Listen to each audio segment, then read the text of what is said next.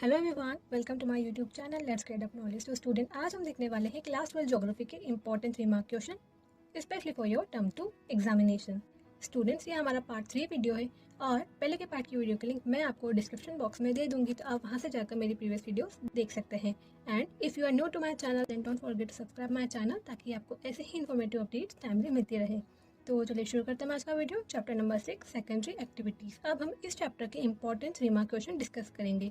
So question number 1, major concentrations of manufacturing industries have flourished in few places in the world. Justify the statement with arguments. अब इस question में हमें एक statement दे रखा है कि major concentrations of manufacturing industries have flourished in few places in the world. अब इस स्टेटमेंट में हमें ये कहा जा रहा है कि ये जो मैन्युफैक्चरिंग इंडस्ट्रीज है, इनका मेजर कंसंट्रेशन वर्ल्ड के कुछ प्लेसेस में ही होता है। तो इस स्टेटमेंट को हमें जस्टिफाई करना है विद आर आर्ग्यूमेंट्स। तो देखते हैं इसका answer. Major concentrations of manufacturing industries have flourished in less than 10% of world's land area. अब ये जो मैन्युफैक्चरिंग इंडस्ट्रीज है, इनका मेजर कंसंट्रेशन वर्ल्ड के 10% से भी कम जगह पर ही स्टैब्लिश है या फ्लरिश्ड है ये, such as USA, Canada, UK etcetera. Industries also flourish where the production cost are minimum. अब जो इंडस्ट्रीज है वो ऐसी जगह पे भी फ्लरिश होती है जहाँ पे जो उनका प्रोडक्शन कॉस्ट है वो मिनिमम होता है या कम होता है। और some of the factors influencing the location of industries are as follows. अब ऐसे कौन कौन से फैक्टर्स है जो इंडस्ट्रीज के लोकेशन को इन्फ्लुएंस करते हो, तो कौन कौन से फैक्टर्स है वो? First, access to market, second, access to raw material and third, access to source of energy. Access यानी पहुंच, की इंडस्ट्रीज की पहुंच मार्केट तक हो, इंडस्ट्रीज की पहुंच रॉ मटेरियल्स तक हो, एंड थर्ड जो इंडस्ट्रीज की पहुंच है वो सोर्स ऑफ एनर्जी तक हो। अब एक्सेस टू मार्केट में क्या है? The existence of market for manufactured goods is the most important factor in the location of industries. अब जो मैन्युफैक्चरिंग इंडस्ट्रीज है वो जो गुड मैन्युफैक्चर कर रही है, तो वो गुड्स मार्केट तक भी तो पहुंचना चाहिए। तो एग्जिस्टेंस ऑफ मार्केट भी एक इम्पॉर्टेंट फैक्टर का वर्क करता है in the location of industries. The densely populated regions of South and Southeast Asia provide large market. अब जो densely populated regions है साउथ के एंड साउथ ईस्ट के, वो एक लार्ज मार्केट प्रोवाइड करते हैं। Some industries such as aircraft manufacturing have a global market. अब कुछ इंडस्ट्रीज जैसे एयरक्राफ्ट मैन्युफैक्चरिंग, इनका क्या है? एक ग्लोबल मार्केट है। Fine. Point number second, access to raw material. Industries based on cheap, bulky and weight losing materials ores are located close to the source of raw materials such as steel, sugar, cement industries. ऐसी industry जिसे cheap यानी सस्ता, bulk में और heavy raw material की need होती है, वो क्या करती है? जो सोर्स ऑफ रॉ मटेरियल है उनके पास ही फ्लरिश हो जाती है या स्टैब्लिश हो जाती है, जैसे steel, sugar and cement industries. Perishability is a vital factor for the industry to be located closer to the source of raw material. यानी पेरिशेबिलिटी यानी ऐसे आइटम जो टूट फूट सकते हैं या जल्दी खराब हो सकते हैं, तो ये एक वाइटल रोल प्ले करता है for the industry to be located closer to the source of raw material. Now point number third, access to source of energy. Industries which use more power are located close to the source of energy supply such as aluminium industries. ऐसी industry जिसे ज़्यादा power की जरूरत होती है, वो क्या करती है? सोर्स ऑफ एनर्जी सप्लाई के पास में ही लोकेट हो जाती है या स्टैब्लिश हो जाती है, जैसे aluminium industry. Now question number 2, why has technological innovation become essential in modern manufacturing industry? Explain any 3 points. अब जो टेक्नोलॉजिकल इनोवेशन है वो मॉडर्न फैक्ट्री में कैसे एसेंशियल होते जा रहे हैं, तो ये हमें एक्सप्लेन करना है in our answer in 3 points. So technological innovations through research and development strategy are an important aspect of modern manufacturing for quality control, eliminating waste and combating pollution। अब ये जो टेक्नोलॉजिकल इनोवेशंस हो रहे हैं through research के through और जो development strategy लाई जा रही है उसके थ्रू, तो ये क्या कर रहे हैं? इंपॉर्टेंट एस्पेक्ट का काम कर रहे हैं फॉर मॉडर्न मैन्युफैक्चरिंग, जिसकी वजह से क्या हो रहा है? जो क्वालिटी है उसमें कंट्रोल हो रहा है। एलिमिनेटिंग वेस्ट, जो वेस्ट जो जनरेट हो रहा है वो वेस्ट को वो एलिमिनेट कर रहा है या कह सकते हैं कम कर रहा है। कॉम्बैटिंग पोल्यूशन, और जो पोल्यूशन हो रहा है उसको कॉम्बैट करने में भी ये मदद करेंगे। सो अब हम इन 3 को स्टडी करेंगे। Point number 1, quality control technology entails the testing, assembling and improvement of product so that they are safe for the general public to use. अब जो क्वालिटी कंट्रोल टेक्नोलॉजी आ रही है उसकी वजह से क्या हो रहा है? जो टेस्टिंग हो रही है, असेंबलिंग हो रही है और इम्प्रूवमेंट हो रहा है प्रोडक्ट का, जिसकी वजह से क्या हो रहा है? जो जनरल पब्लिक है जो इस प्रोडक्ट को यूज कर रही है वो उसके लिए सेफ हो। Quality control technologies keep consumer safe from flawed and potentially dangerous product. इसकी वजह से क्या हो रहा है, जो कंज्यूमर्स है उनको सेव करा जा रहा है किससे, flawed and potentially dangerous product से। Okay, now point number second, technology has also helped in the development of new techniques that have made recycling and reuse of materials possible. अब जो टेक्नोलॉजी है उसकी वजह से क्या हो रहा है, डेवलपमेंट ऑफ न्यू टेक्निक्स का डेवलपमेंट हो रहा है, जिससे क्या हो रहा है, जो भी मटेरियल है उनका रीयूज एंड रिसाइकल पॉसिबल हो रहा है। Thus it limits wastage and inefficiency. Example, iron scraps instead of being wasted is being reused in many steel plants for making various products. अब ये जो टेक्नोलॉजी आ रही है उसकी वजह से क्या हो रहा है, जो वेस्टेज और इनएफिशिएंसी है वो लिमिट हो रही है। जैसे जो आयरन स्क्रैप है जो कि पहले वेस्ट हो जाता था, अब वो क्या हो रहा है, रीयूज हो रहा है। और कहाँ यूज हो रहा है, मिनी स्टील प्लांट्स में यूज हो रहा है for making various products. Now point number third, technological innovation has also popularized the use of alternative sources of energy. अब टेक्नोलॉजिकल इनोवेशन होने की वजह से क्या हुआ, अल्टरनेटिव सोर्स ऑफ एनर्जी जैसे सोलर एनर्जी, टाइडल एनर्जी, इनका यूज करना पॉपुलराइज्ड हुआ, जो कि क्या है, इनएग्जॉस्टिबल रिसोर्सेज है, जो कि एग्जॉस्ट नहीं होते हैं, खत्म नहीं होते हैं, and do not result in pollution, और इसकी वजह से कोई पॉल्यूशन भी नहीं होता है। तो ये किसकी वजह से पॉसिबल हो पाया, टेक्नोलॉजिकल इनोवेशन की वजह से पॉसिबल हो पाया। Now question number 3, explain the meaning of technopolis. अब जो टेक्नोपॉलिस क्या होता है उसका हमें मीनिंग एक्सप्लेन करना है। गिव 2 एग्जाम्पल्स ऑफ टेक्नोपॉलिस, और साथ ही साथ हमें 2 एग्जाम्पल्स देने हैं of technopolis. Now point number 1, high tech industries which are regionally concentrated, self sustain and highly specialised are called technopolis. क्या होती है, हाईटेक इंडस्ट्रीज जो कि रीजनली कॉन्सेंट्रेटेड होती है, यानी एरिया वाइज कॉन्सेंट्रेटेड होती है, सेल्फ सस्टेन्ड होती है यानी खुद ही अपने आप को सस्टेन करती है, एंड हाईली स्पेशलाइज्ड, और हाईली स्पेशलाइज्ड होती है क्योंकि ये क्या है, हाईटेक इंडस्ट्रीज है, उनमें हाई टेक्नोलॉजी होती है, दैट्स वाई क्या है, हाईली स्पेशलाइज्ड होती है, और इसे हम क्या बोलते हैं, technopolis. Point number 2, technopolis are neatly spaced, low, modern, dispersed office plant lab building. क्या होती है, neatly spaced, low, modern, dispersed office plant lab building होती है, rather than massive assembly structures and factories. Point number 3, plant business parks for high tech startups are also a part of technopolis. Plant business parks for high tech startups, ये क्या होते हैं, technopolis का part होते हैं। Point number 4, the Silicon Valley near San Francisco and Silicon forest near Seattle are example of Technopolis. Keep in your mind. Now, question number 4. Explain the process of mechanization in modern large-scale manufacturing industries in 3 points. अब जो process of mechanization है वो हमें बताना है in modern large-scale manufacturing in 3 points. So, mechanization is the process of doing work with machinery. Mechanization क्या होता है, जब हम मशीनरी यानी मशीन से अपना वर्क करते हैं तो वो क्या होता है, mechanization होता है।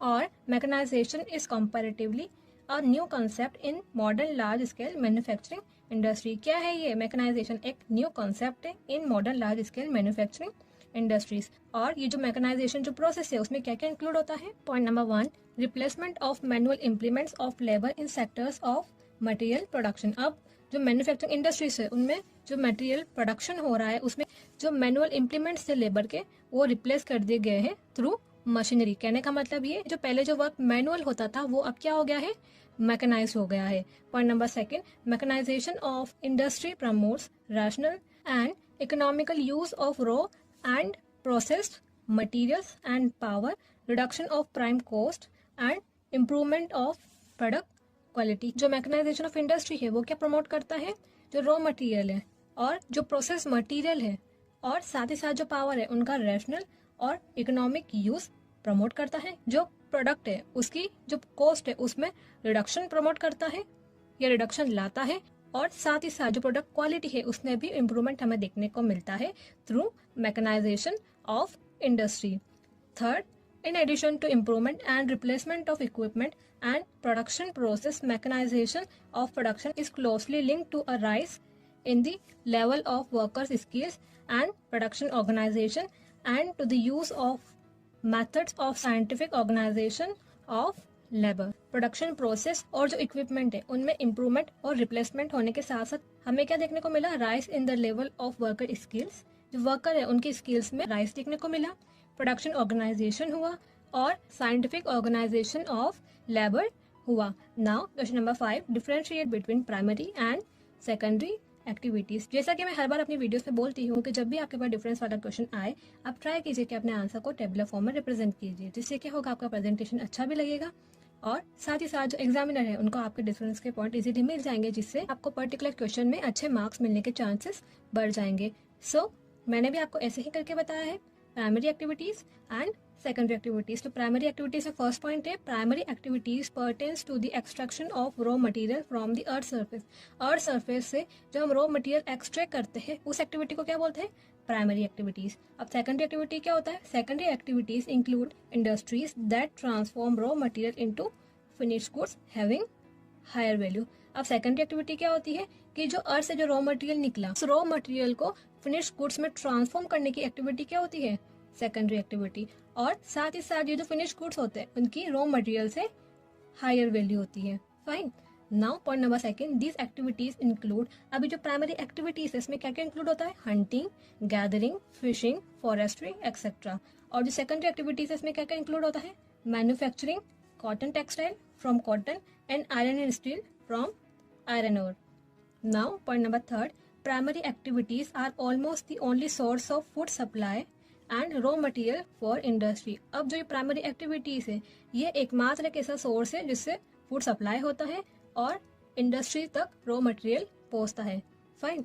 While secondary activities have their impact on education, health, transport and trade.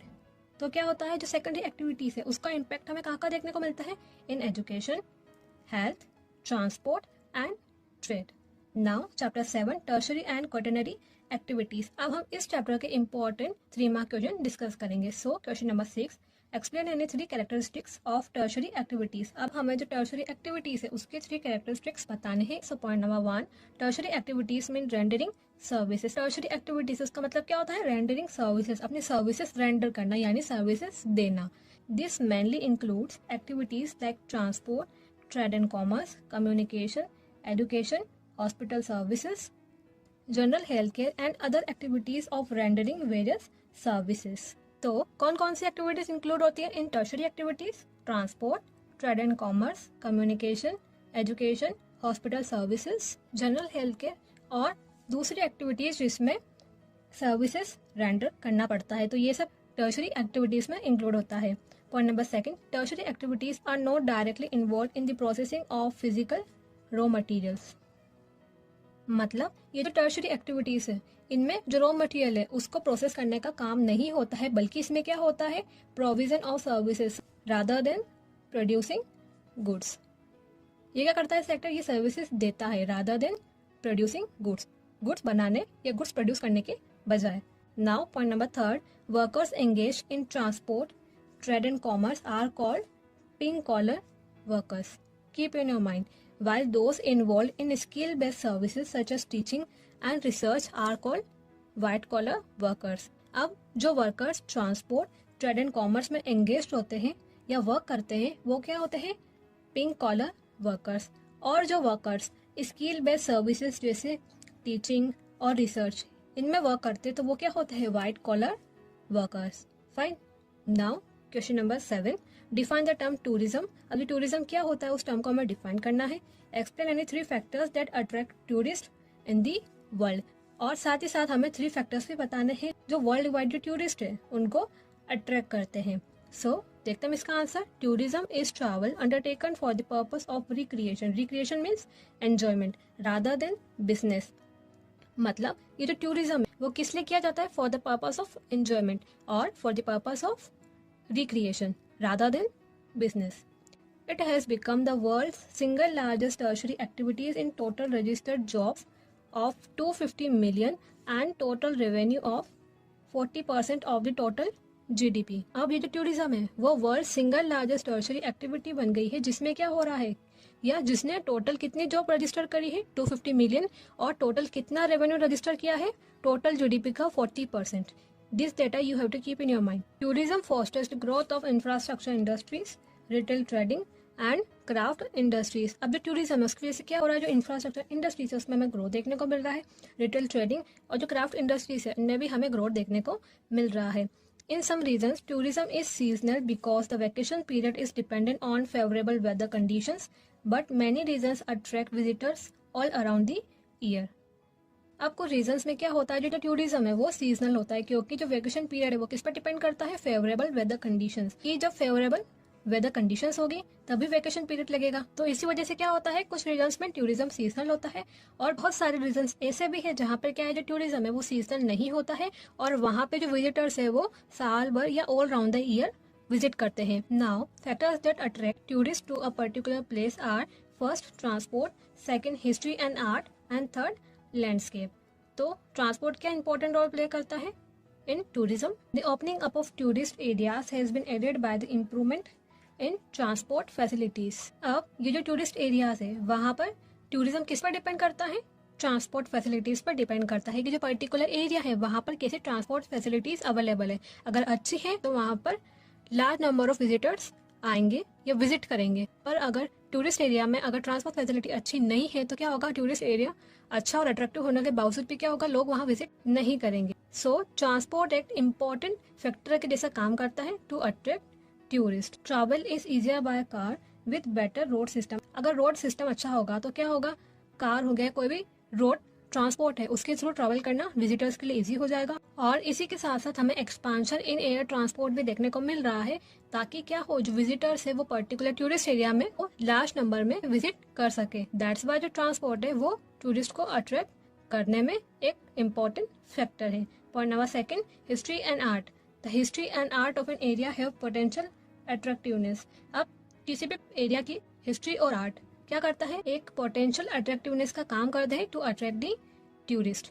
Fine, people visit ancient और picturesque towns and archaeological sites and enjoy exploring castles, palaces and churches. इसी वजह से क्या होता है, जो लोग है वो एंशिएंट यानी पुराने और पिक्चर्स्क्यू टाउन्स में और साथ ही साथ जो आर्कियोलॉजिकल साइट्स है वहाँ विजिट करते हैं ताकि वो क्या कर सके, वहाँ पर कैसल्स, पैलेसेस और चर्चेस को एक्सप्लोर या विजिट कर सके।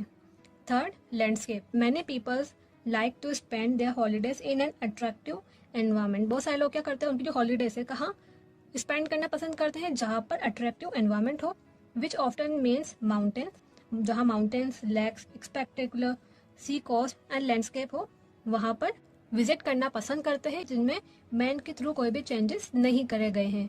सो ये फैक्टर्स है जो टूरिस्ट को अट्रैक्ट करते हैं to a particular place. Now question number 8, define the term medical tourism. अब जो मेडिकल टूरिज्म वो क्या होता है उसे हमें डिफाइन करना है। Explain the 4 tourist attractions with example, और साथ ही साथ 4 टूरिस्ट अट्रैक्शन भी हमें बताने with examples in our answer. So medical tourism can be defined as the process of travelling outside the country of residence for the purpose of receiving medical care. तो क्या होता है मेडिकल टूरिज्म? मेडिकल टूरिज्म एक ऐसा tourism है जिसमें क्या होता है, लोग उनकी कंट्री ऑफ रेसिडेंस से बाहर या आउटसाइड ट्रैवल करते हैं for the purpose of receiving medical care. Fine, originally the term refer to the travel of patients from less developed countries to developed nations. Originally इसका मतलब क्या होता है, जो पेशेंट्स है उनका ट्रैवल करना from less developed countries to developed nations या डेवलप्ड कंट्रीज। तो ये इसका ओरिजिनल मीनिंग होता है। In pursuit of treatments not available in their own homeland, जो कि उनकी कंट्री में अवेलेबल नहीं होता है तो ट्रीटमेंट लेने के लिए उन्हें कहाँ जाना पड़ता है, डेवलप्ड नेशंस में। The 4 tourist attraction with examples are. अब कौन कौन से 4 टूरिस्ट अट्रैक्शन है उनको हमें एग्जाम्पल के साथ बताना है। तो कौन कौन से है, China, India, Israel and Thailand. तो फर्स्ट है चाइना। तो China is fast emerging as desirable destination for individuals seeking medical care in a wide range of medical specialties। तो चाइना में wide range of medical specialities होने की वजह से क्या हो रहा है, जो लोग हैं वो मेडिकल केयर लेने के लिए चाइना में आ रहे हैं और इसी वजह से क्या हो रहा है, जो चाइना है फास्टली इमर्ज हो रहा है as a desirable destination for medical tourism. Fine, now point number second, India. India's medical tourism is growing at a rapid speed. Rapid speed पे इंडिया का जो टूरिज्म है वो ग्रो कर रहा है। People from all over the globe are looking to visit India for their medical needs. All over the world क्या हो रहा है, जो लोग हैं वो इंडिया में भी विजिट कर रहे हैं for their medical needs. Point number third, Israel. Israel's high ratio of doctors and specialist to patients make it highly attractive to health travellers. अब इसराइल में high ratio of doctors and specialist होने की वजह से क्या हो रहा है, इसराइल एक हाईली अट्रैक्टिव जगह बन चुका है for the health travellers. Point number 4, Thailand. Visitors that come to Thailand and other countries for various medical procedures and test combine it with some rest and relaxation. अब Thailand जैसी जगह पे लोग आ रहे हैं for medical procedures and test, और उसके साथ साथ वो कुछ समय के लिए रेस्ट और रिलैक्सेशन के लिए भी विजिट कर रहे हैं इन कंट्रीज में। Fine. Now question number 9, outsourcing is providing loads of jobs in developing countries, discuss. तो हमें एक स्टेटमेंट दे रखा है कि outsourcing is providing loads of jobs in developing countries. तो क्या कह रहा है ये स्टेटमेंट कि जो आउटसोर्सिंग है वो डेवलपिंग कंट्रीज में बहुत सारे जॉब्स प्रोवाइड कर रहा है। तो इस स्टेटमेंट को हमें डिस्कस करना है। सो point number 1, outsourcing has resulted in the opening up of large number of call centres in India, China, Europe, Israel and Philippines etcetera. तो आउटसोर्सिंग की वजह से क्या हुआ, लार्ज नंबर में जो कॉल सेंटर्स है वो ओपन हुए हैं in India, China, Europe, Israel and Philippines. Point number 2, outsourcing is coming to those countries where cheap and skilled workers are available. तो आउटसोर्सिंग भी उन्हीं कंट्रीज में आती है जहाँ पे चीप, सस्ते और स्किल्ड वर्कर्स अवेलेबल होते हैं। Point number 3, developing countries have a lot of IT skilled staff with good communication skills and are available at lower wages than those in developed countries. So outsourcing है वो developing countries में क्यों आ रही है, क्योंकि जो डेवलपिंग कंट्रीज है उनमें क्या होता है, बहुत सारे आईटी स्किल स्टाफ होते हैं जिनमें गुड कम्युनिकेशन स्किल्स भी होती है, और साथ ही साथ क्या होता है वो लोअर वेजेस पर भी काम करने के लिए रेडी होते हैं as compared to those in developed countries. Now question number 10, define quinary activities, describe its features and importance. अब जो क्यूनरी एक्टिविटीज है वो क्या होती है उसे हमें डिफाइन करना है और उसके फीचर्स और इंपॉर्टेंस भी हमें डिस्क्राइब करना है in our answer. So quinary activities क्या होती है, services that focus on creation, rearrangement and interpretation of new and existing ideas, data interpretation and the use and evaluation of new technology। तो जो quinary activities है वो किस पर focus करता है, creation, rearrangement and interpretation of new and existing ideas. New and existing ideas है उनके क्रिएशन, रीअरेंजमेंट और इंटरप्रिटेशन पे ये फोकस करता है, और डेटा इंटरप्रेट करता है and the use and evaluation of new technology, और साथ ही साथ क्या करता है, जो न्यू टेक्नोलॉजी है उनका यूज एंड इवेल्युएशन भी करता है। कौन, quinary activities. Now the features and importance of culinary activities are, point number 1, these are called gold collar professions, keep in your mind, क्या कहते हैं इन्हें, gold collar professions।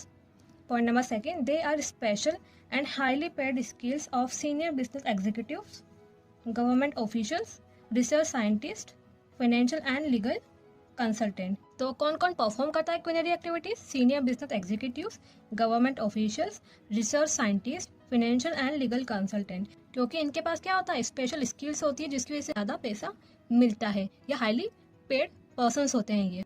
Point number 3, their importance is significant in the structure of advanced economics. अब ये जो quinary activities है ये advance economy के स्ट्रक्चर के लिए एक इम्पॉर्टेंट और सिग्निफिकेंट रोल प्ले करती है। Fine. Now question number 11, explain retail trading services. अब जो रिटेल ट्रेडिंग सर्विसेज है वो क्या होती है उसे हमें एक्सप्लेन करना है in our answer. So point number 1, the business activity concern with the sale of goods directly to the consumers. क्या होता है रिटेल ट्रेडिंग सर्विसेज की, किसी बिजनेस एक्टिविटी होती है जिसमें क्या होता है, सेल ऑफ गुड्स तो होता है पर किससे, directly to consumers. Fine. Now point number 2, most of the retail trading takes place in the fix establishment और stores solely devoted to selling activity। अब जो most of the retail trading है वो एक फिक्स एस्टेब्लिशमेंट और stores पर ही होती है। फिक्स एस्टेब्लिशमेंट यानी जो दुकान है या कोई फिक्स जगह है वहीं पे ही रिटेल ट्रेडिंग होती है, solely devoted to the selling activity। Point number 3, street peddling hand cars, trucks, door to door mail order, telephone are also examples of non store retail trading services. और कुछ non store retail trading services भी होती है जैसे street peddling hand cards, trucks और door to door mail order और telephone, ये कुछ non store retail trading services है, पर मोस्टली रिटेल ट्रेडिंग एक फिक्स एस्टेब्लिशमेंट पर ही देखा जाता है। Now chapter number 8, transport and communication. अब हम इस चैप्टर के इंपॉर्टेंट 3 मार्क क्वेश्चन डिस्कस करेंगे। So question number 12, how does the Suez canal serve as a gateway of commerce for both the eastern and western worlds, explain with suitable examples. अब ये जो Suez canal है वो eastern and western world के लिए कैसे एक gateway of commerce का काम करता है, तो ये हमें बताना है या एक्सप्लेन करना है with suitable examples. So point number 1, it connects Mediterranean Sea with Red Sea. जो स्विस कैनाल है वो क्या करता है, मेडिटेरियन सी और रेड सी को कनेक्ट करता है। Point number 2, it gives Europe a new gateway to Indian ocean. और ये जो स्विस कैनाल ये क्या करता है, यूरोप को एक न्यू गेटवे देता है to Indian ocean. Point number 3, it reduces distance between Liverpool and Colombo. ये क्या करता है, लिवरपूल और कोलंबो के बीच में जो डिस्टेंस है उसे कम करता है। Point number 4, it is a sea level canal without locks. तो ये जो स्विस कैनाल है ये एक ऐसी सी लेवल कैनाल है जिसमें कोई भी लॉक्स यानी कोई भी बैरियर या कोई भी एनक्लोजर नहीं है। Now question number 13, why is road transport considered better than rail transport. अब जो रोड ट्रांसपोर्ट है उसे रेल ट्रांसपोर्ट से बेटर क्यों कंसिडर करा जाता है, तो उसका रीजन हमें बताना है। सो point number 1, construction and maintenance is cheaper than railways. क्योंकि जो रोड ट्रांसपोर्ट है उनका कंस्ट्रक्शन और उनका मेंटेनेंस चीपर होता है than railways. Point number 2, road transport provide door to door service. और जो रोड ट्रांसपोर्ट है वो क्या करता है, हमें डोर टू डोर सर्विसेज देता है। Point number 3, roads can be constructed over undulating terrain. मतलब जो रोड्स है उन्हें अंडुलेटिंग टेरेन यानी ऐसी जगह जहाँ पर जो रोड है वो फ्लैट नहीं है, ऊपर नीचे है या कह सकते हैं ऊबड़ खाबड़ है, वहाँ पर भी रोड्स को कंस्ट्रक्ट करा जा सकता है, पर ऐसा रेलवेज में नहीं होता है। Now question number 14, describe any 3 advantages of pipelines as a means of transport in the world. अब हमें पाइपलाइन के as a means of transport 3 advantages बताने हैं। So point number 1, it is safe and reliable mode of transport system. ये जो pipelines है ये safe है और रिलायबल यानी good mode of transport system है। Point number 2, it is an economical and dependable mode of transport system particularly to the sensitive and strategic areas. कि ये जो पाइपलाइंस है ये इकोनॉमिकल होती है यानी किफ़ायती होती है और उसके साथ साथ सेंसिटिव और स्ट्रेटेजिक एरियाज में क्या है, ये एक dependable mode of transport system है यानी एक best mode of transport system है। Point number 3, it provides a long term infrastructure option. और ये क्या देता है, एक लॉन्ग टर्म इंफ्रास्ट्रक्चर ऑप्शन देता है। Question number 15, what are the problems of road transport in mountains, desert and flood prone regions. अब माउंटेनस, डेजर्ट एंड जो फ्लड प्रोन रीजन्स है वहाँ पर जो रोड ट्रांसपोर्ट है उनमें क्या क्या प्रॉब्लम्स देखी जाती है वो हमें बताना है। सो क्या क्या देखी जाती है। Point number 1, high cost of construction of roads. Point number 2, high rate of accidents. Point number 3, limited land area. So point number 1, high cost of construction of roads. जो रोड कंस्ट्रक्ट करी जाती है वहाँ पे वो हाई कॉस्ट पर बनती है या कह सकते हैं कि वो इकोनॉमिकल प्रूफ नहीं होती है। So due to shortage of funds and poor terrains it becomes difficult to construct and maintain roads in mountains and desert regions. In flood prone regions there are high chances of the roads getting washed out. अब shortage of funds और जो poor Terrence होने की वजह से क्या होता है, माउंटेन और डेजर्ट रीजन में उन रोड्स को मेंटेन करना और कंस्ट्रक्ट करना डिफिकल्ट हो जाता है। और जो फ्लड प्रोन रीजन है यानी ऐसे रीजन जहाँ पे बार बार बाढ़ देखी जाती है वहाँ पर क्या होता है, अगर रोड बना भी दी तो ये हाई चांसेस रहते हैं कि जो रोड है वो वॉश्ड आउट हो जाएगी यानी बह जाएगी जब बाढ़ आएगी। Point number 2, high rate of accidents due to uneven terrain the safety level is very low due to which the rate of road accidents is high in mountainous and desert areas. So क्या है, mountainous और desert areas में uneven terrain यानी ऊबड़ खाबड़ जमीन होने की वजह से क्या होता है, जो सेफ्टी लेवल है वहाँ पर वो बहुत लो होता है या बहुत कम होता है, जिसकी वजह से क्या होता है वहाँ पर high rate of road accident होता है।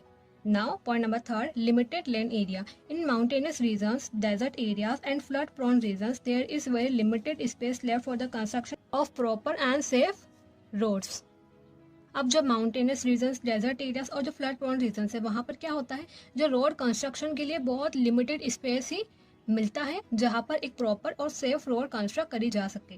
Now question number 16, what is satellite communication. Satellite communication क्या होता है उसे हमें बताना है। How has it brought revolutionary changes in the field of communication in the world. और वर्ल्ड वाइड जो कम्युनिकेशन है उस फील्ड में जो सैटेलाइट कम्युनिकेशन है उसने कैसे रेवोल्यूशनरी चेंजेस लाए या ब्रॉड किए वो हमें बताना है in our answer. So, a satellite communication is an artificial satellite that relays and amplifies radio telecommunication signals via transponder. It creates a communication channel between a source transmitter and a receiver at different locations on the अर्थ। क्या होता है satellite communication की? जो artificial satellite है वो क्या करती है, जो रेडियो टेलीकम्युनिकेशन सिग्नल्स है उसको रिले करती है और एम्पलीफाइज करती है, उन्हें बढ़ाती है वाया ट्रांसपोंडर, और it creates a communication channel between, और एक क्या करती है, कम्युनिकेशन चैनल क्रिएट कर देती है between a source transmitter and a receiver at different different location पे on the earth. It is use for television, किस किस लिए यूज होता है? For television, telephone, radio, internet and military applications. Fine. Now, revolutionary changes it brings in the field of communication in the world are, और world wide communication में ये किस तरीके से रेवोल्यूशनरी चेंजेस लाया वो हमें बताना है। सो point number 1, make mobile communication available everywhere. Mobile communication मतलब कि हम वर्ल्ड के किसी भी कोने में हो या कहीं पे भी हो, हम एक दूसरे से कम्युनिकेट कर सकते हैं। तो ये क्या होता है? Mobile communication. तो ये किसकी वजह से पॉसिबल हो पाया? सैटेलाइट कम्युनिकेशन की वजह से पॉसिबल हो पाया। Now it's available everywhere. Point number 2, connecting people that have never been connected. और इस सैटेलाइट कम्युनिकेशन की वजह से ऐसे लोग भी कनेक्ट हुए हैं जो पहले कनेक्ट नहीं हुए थे। Point number 3, it helps to spread messages from one place to another very quickly. और इसकी वजह से क्या हुआ है कि हम अपना message from one place to another भेज सकते हैं very easily and very quickly. Point number 4, the whole world has become one global village. अब ग्लोबल विलेज क्यों? क्योंकि जो विलेज में जैसे आसानी से कम्युनिकेशन हो पाता है, वैसे ही अब क्या हो रहा है, वर्ल्ड वाइड हमारा आसानी से या इजीली कम्युनिकेशन हो पा रहा है। तो इसी वजह से होल वर्ल्ड यानी पूरा वर्ल्ड एक ग्लोबल विलेज बन गया है। So student, this is all about today's video. Hope this video prove to be helpful for you, and if you have any query then you can comment me down in the comment section. और channel को अब तक subscribe नहीं किया है तो do subscribe my channel, ताकि आपको ऐसे ही इन्फॉर्मेटिव अपडेट्स टाइमली मिलती रहे। तो मिलते हैं नेक्स्ट वीडियो में। Till then thank you and bye bye.